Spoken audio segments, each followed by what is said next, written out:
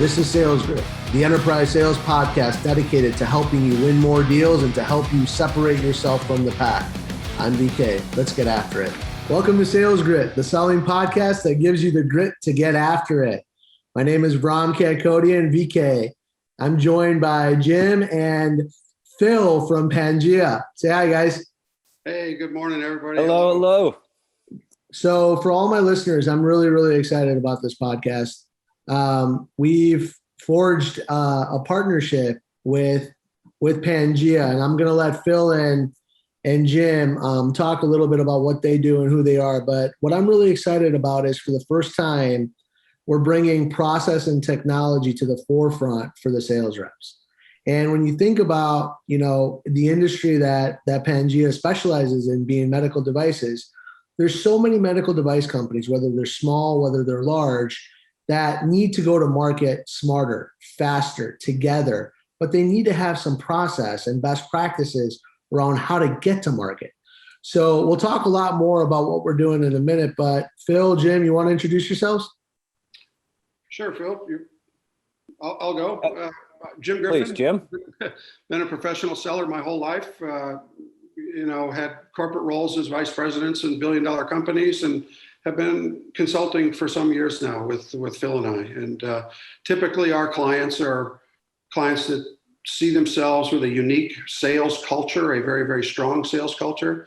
There are also companies that usually want to be seen as high growth companies, people that really want to try and accelerate their growth.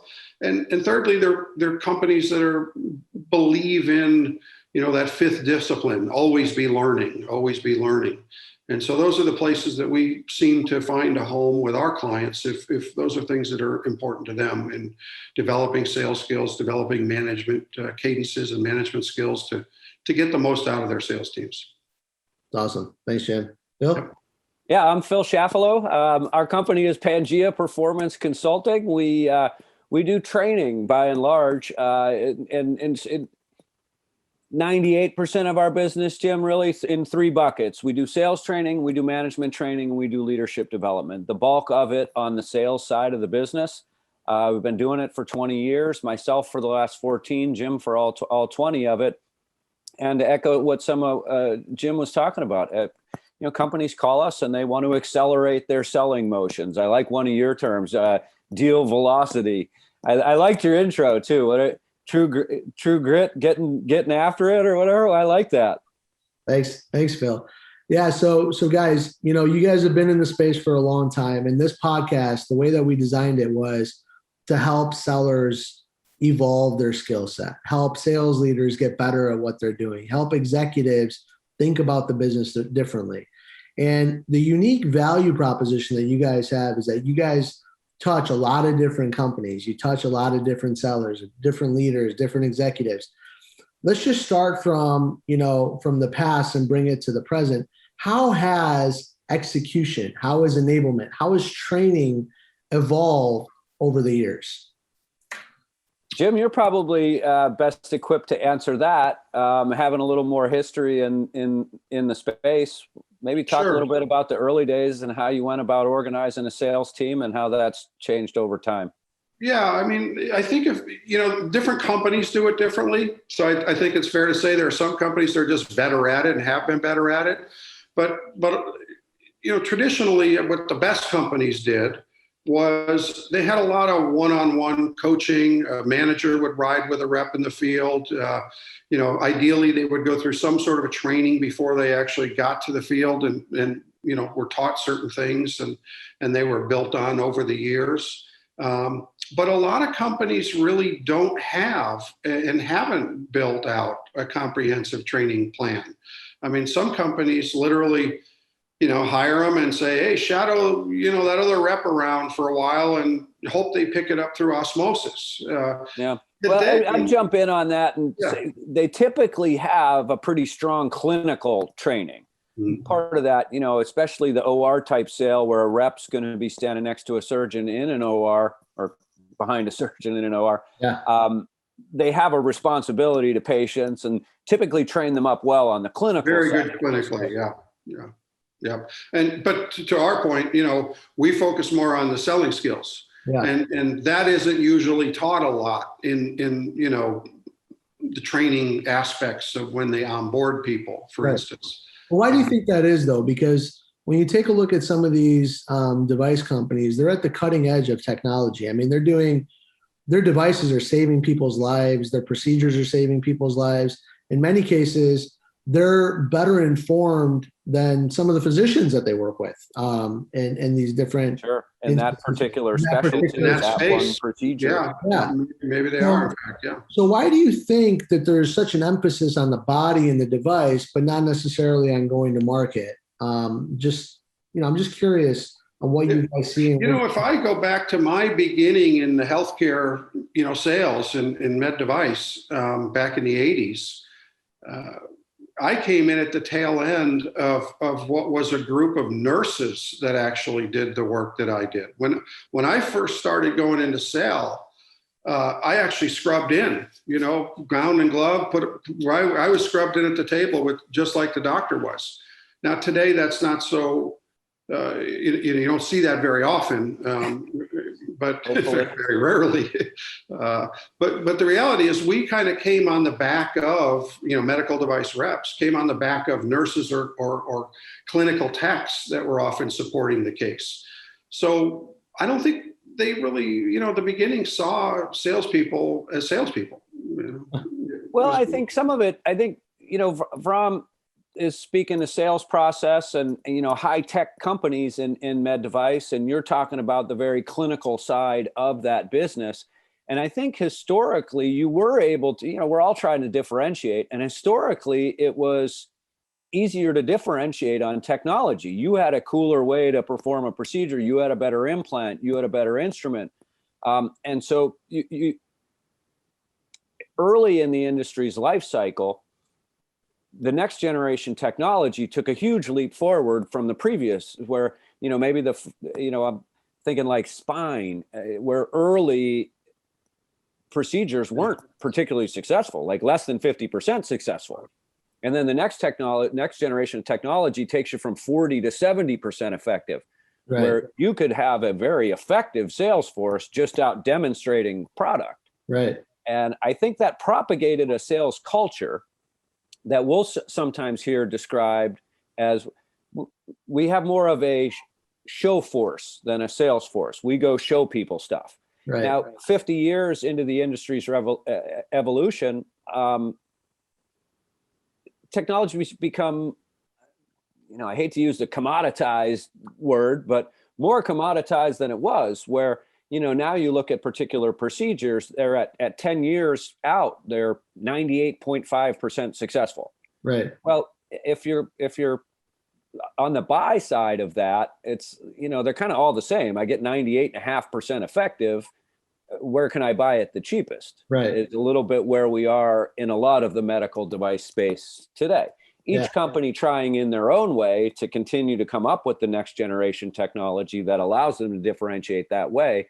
But historically, there hasn't been a focus on differentiating by way of the rep and the skill and the selling skill of the person you're putting in front of your customers every day. Yeah. No, that's really key. And you know, I've had conversations with so many people, even inside of my own company during this day and age. What scares me the most about what's happening with remote work, more flexibility. You know, some are doing a hybrid approach between going in the office and working from home. Others aren't going to make the leap and go to hybrid. They're just going to stay remote, right? So if I were to say the one thing that I get really, really nervous about more than anything is the enablement of our people.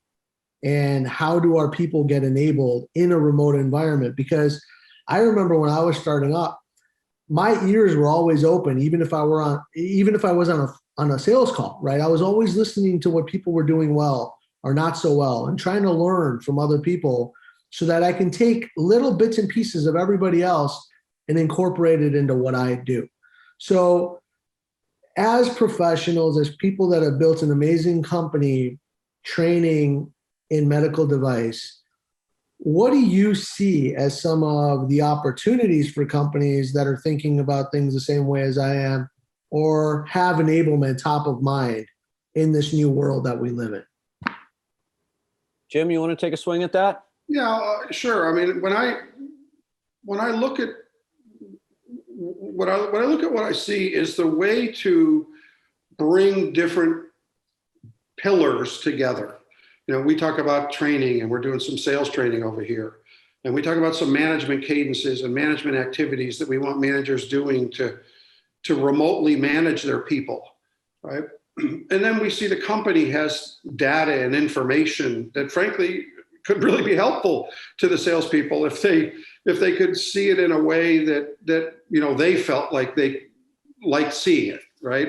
However that is, it's just, you know, salespeople don't, at least the ones that, you know, obviously I'm throwing broad strokes here, but they don't like mulling over spreadsheets, for instance, and that kind of stuff. They're more, you know, visual. They're more, you know, they want a concept and a talk about stuff. Some salespeople certainly are very detail oriented in that. I mean, I don't want to exclusively say that they don't, but generally, they're not getting out of the company everything they could get out of it right now. Right. And, you know, I think there's a big miss there, which is frankly why I'm so excited about what you guys are doing and somehow marrying, you know, us marrying what we're doing in training and really using the CRM to reinforce it in many ways, as well as to get the salespeople to use it more, because we're making the training things that we're doing, you know, part of that system. So it's all within the same system. Right. Yeah. And, you know, I think your top performers are always going to be top performers, right? We're always going to go out and find a way. They Tends find to a be way. true. you can't, they'll do their own thing, right? And Yep. You see some flashes in the pan, but by and large, you see a lot of the same people on stage. Exactly right. And I think what, and correct me if I'm wrong, but especially in today's day and age, and for the ambiguity of definitive kind of outcomes of what's going to happen with the world, right? The vast majority of reps require structure. And there needs to be some sort of structure with what they're doing from a selling perspective. Are you seeing that as a constant, or is it deviating from that? We see it as a deviator. It's variable, as Jim mentioned. Some companies do it better than others. There's still a lot, you know, one of the reasons we have a company is we had experiences like this where you go get some product training and then here's your territory and the good ones find a way sort of strategy. Right. Where we looked at it like, this is modelable, right? These right behaviors, these right processes are all modelable, coachable, trainable, and it's largely why we have a company to begin with. So we help people institute process. Now, that said, we exist outside of the organization, working off of Pangea training templates that aren't necessarily used or reinforced after the training.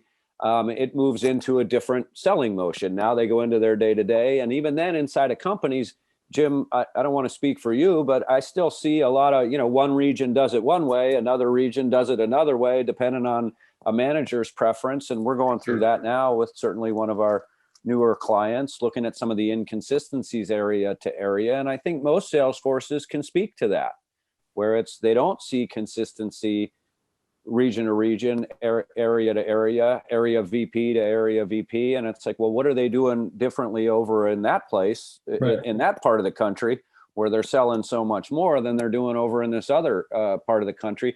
And certainly technology and CRM is an opportunity to bring some of those silos that exist inside of sales process. Yep. And not to mention some of the silos that Jim talked about, the data strategy, the marketing strategy, the sales strategy, and the sales training strategy, to bring all of those together in one home. What are you seeing? I'm curious. You bring up a really good point around CRM. And I think everyone that knows my company and knows me knows that we make CRM better, right? With our products and our technology. For sure. What are you seeing across the board when it comes to the pros, the cons, the challenges, and the opportunities with the different CRM deployments your customers might have, where some are doing it really well, Others are struggling with it. Like, what is that intersection of what you guys are seeing today? Disparity. Some haven't adopted a CRM at all. Completely old school. Reps all have it in their head, and there's a lot of local resident knowledge, and there's that brand. There are others who have spent a lot of money, primarily with Salesforce.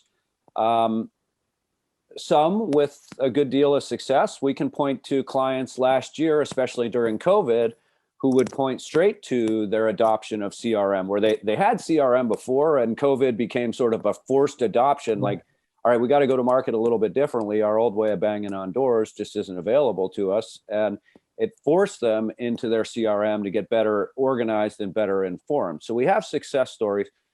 But what we hear a lot is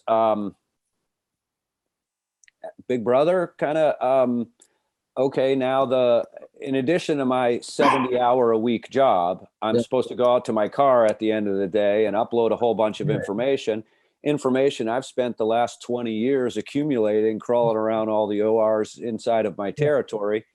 And they can kind of see where that information is valuable to the organization, but it's not like they're getting back in value what they're putting in value. Right. And so they look at it as an extra step that they have to do to satisfy their bosses, but isn't necessarily bringing back to them functionality and usability in their own sales process. Totally agree. Jim, how about you? Yeah, I mean, and Phil hit it on the head when he talked about the disparity. I can think of a couple of clients of mine right now that I'm working pretty actively with that literally do not have any type of CRM at all. They don't use Salesforce. They don't, they're just, they just rely on PowerPoint and spreadsheets and. Yeah, let's just, and some of the things I hear them say are things like, well, I hired talented guys who have been in the market already and they know what they're doing. And I don't need to,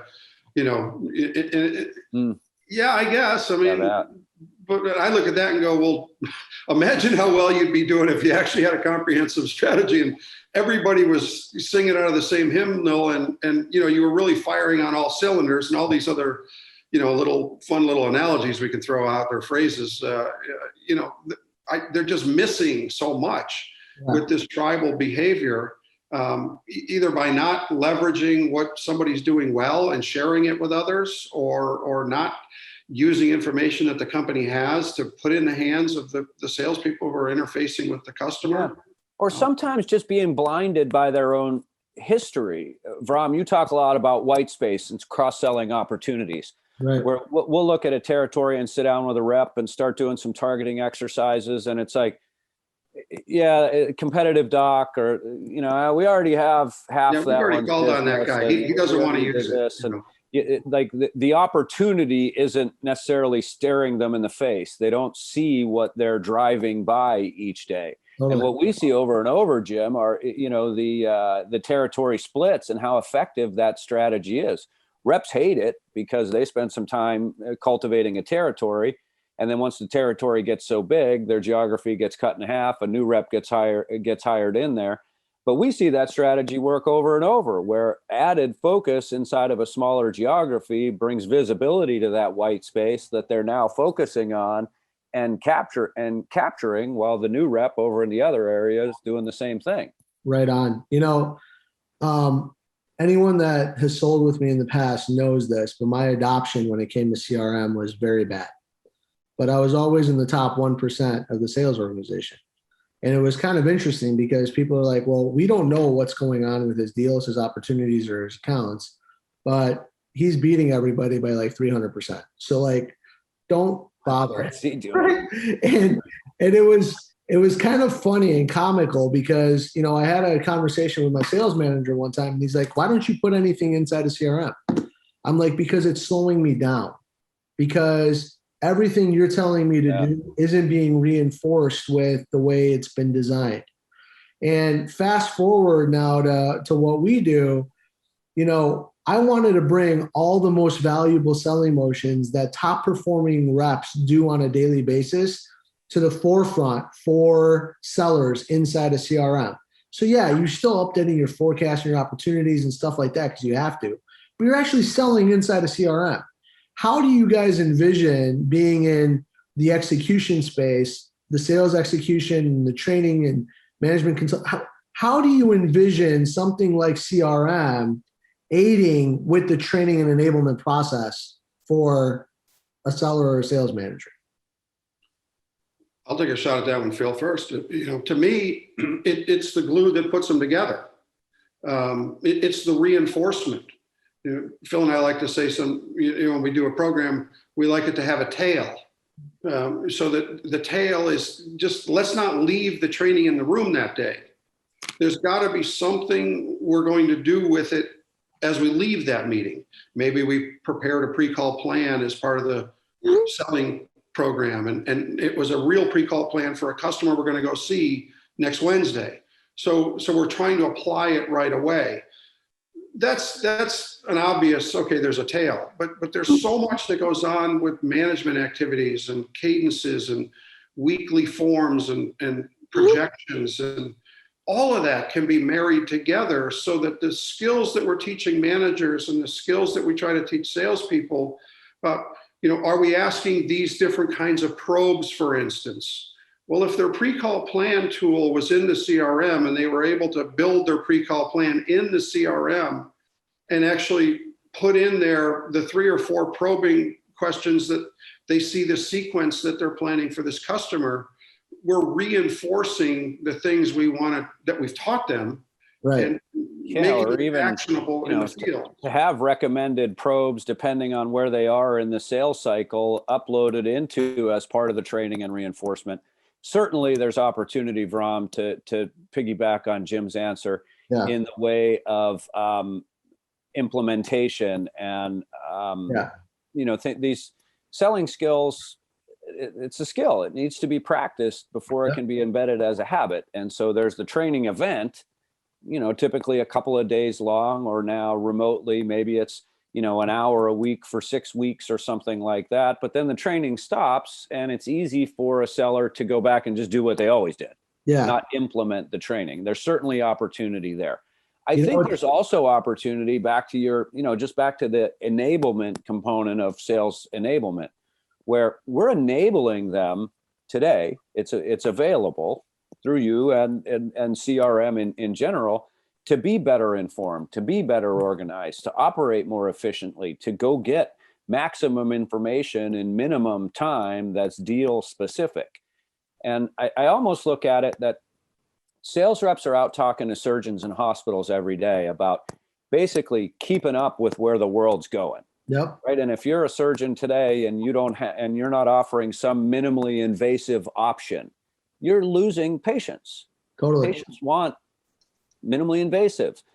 Maybe it's a robot. Maybe and these generations of technology, and now with patients being more informed by way of the internet than they've ever been, they know what their treatment options are. Totally. And I kind of look at the same way as we work with these sales teams that the world, in the absence of informing yourself in a way that's differentiably better than your competition, you're at risk of the world passing you by. Totally agree with you. And what's interesting, because we work with a lot of medical device companies, to your point, they're at the cutting edge of R&D. Their products are saving lives every day, no question about it.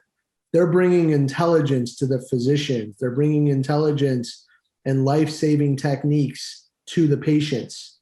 But when I take a look at what's constant, every company has some sort of an approach to technology. Every company has some sort of an approach to process. Every company in medical devices is investing significantly in R&D.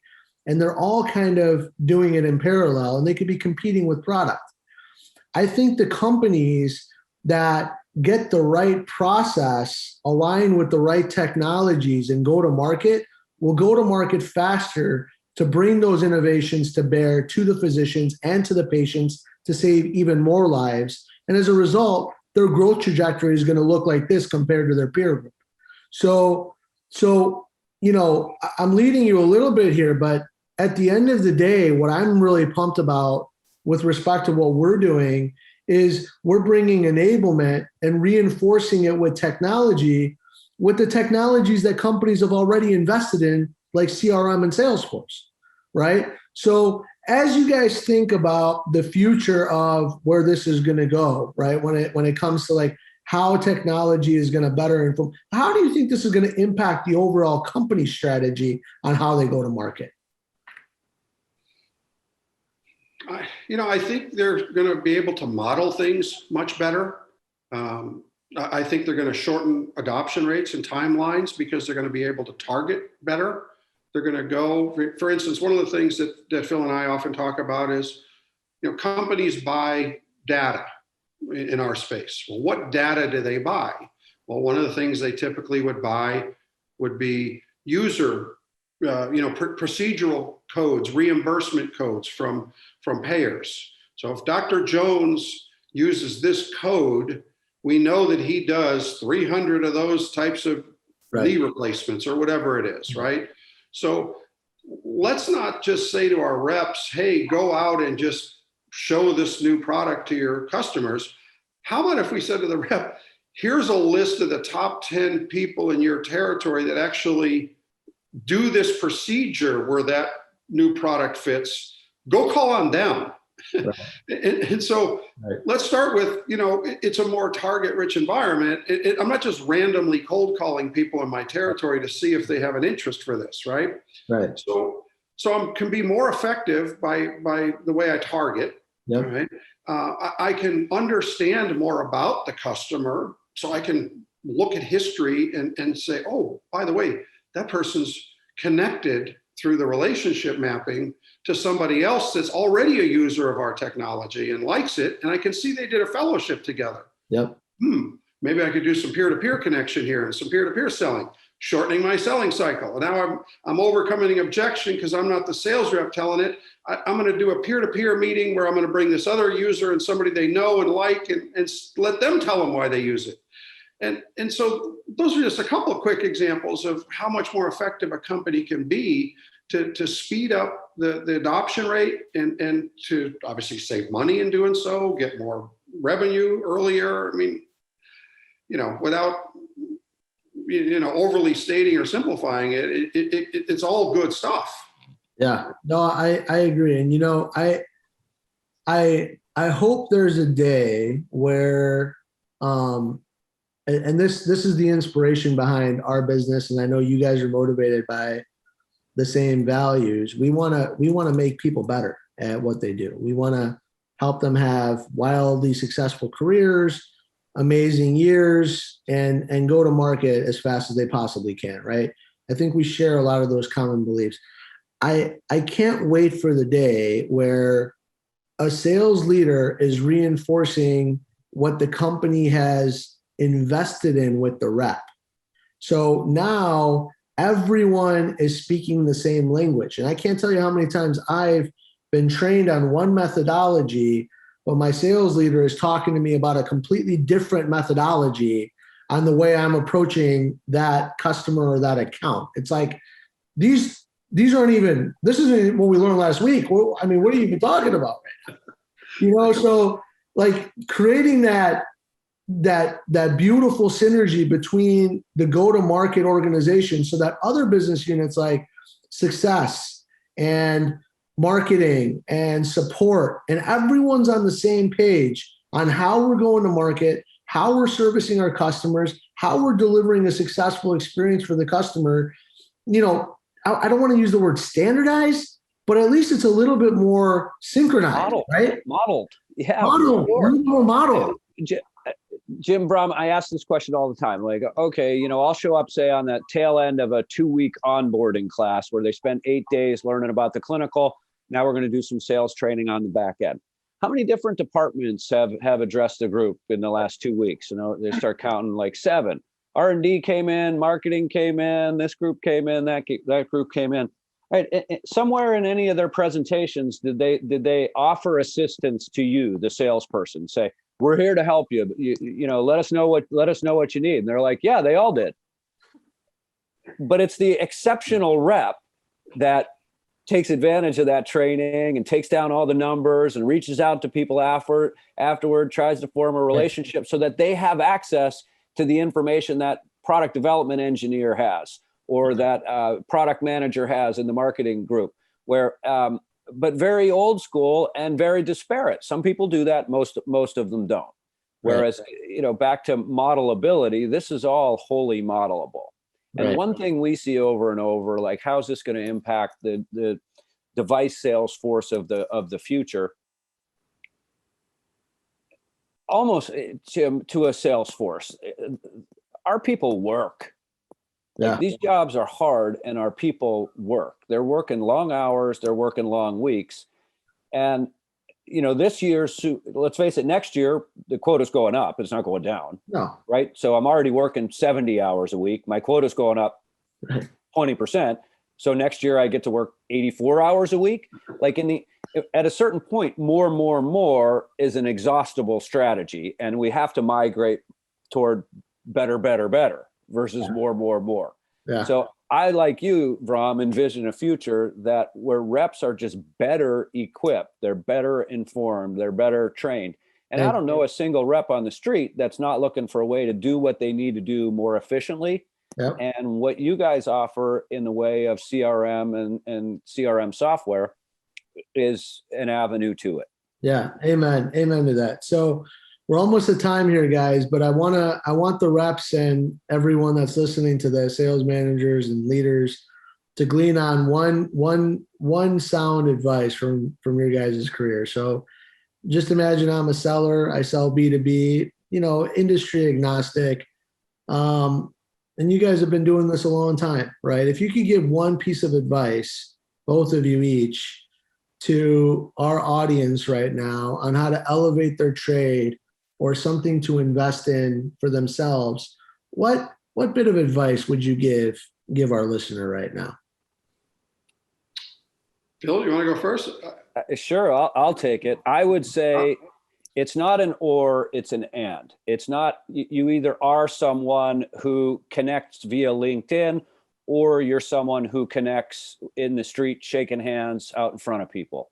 It's not an or, it's an and. That the successful rep of the future is sound from a technology standpoint, is taking advantage of resources like CRM, specifically Prolifiq, and still good at the old school in front of people. And I think your technology and our sales process, it's really why we created this partnership, is to try to make that an and not an or. That's awesome. Nice. Sorry. Yeah. And I guess I would say, when I look at salespeople today, and it's really, no different than in the olden days, quote unquote, with my gray hair, I can say the olden days when I used to sell, directly.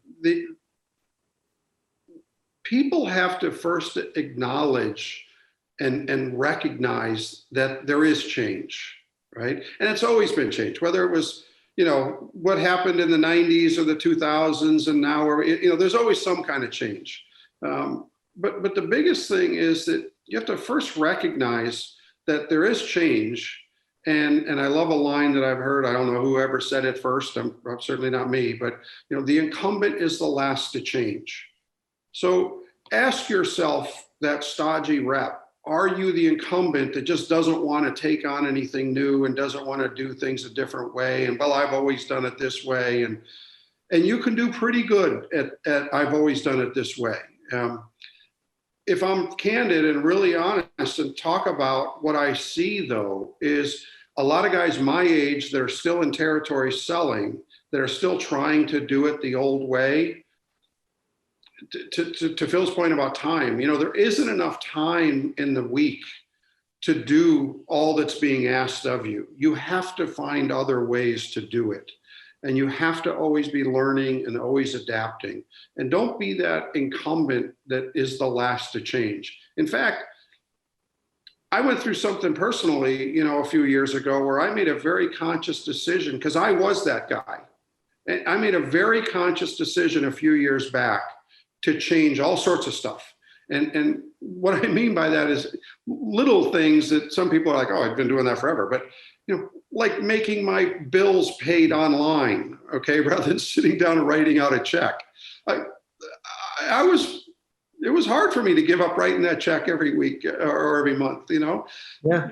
But now I knock my bills out, on the 25th of every month, and I do it quickly, and a lot of them are automatic, and I don't have to worry about it. And it just changes like that. Yeah, it's better.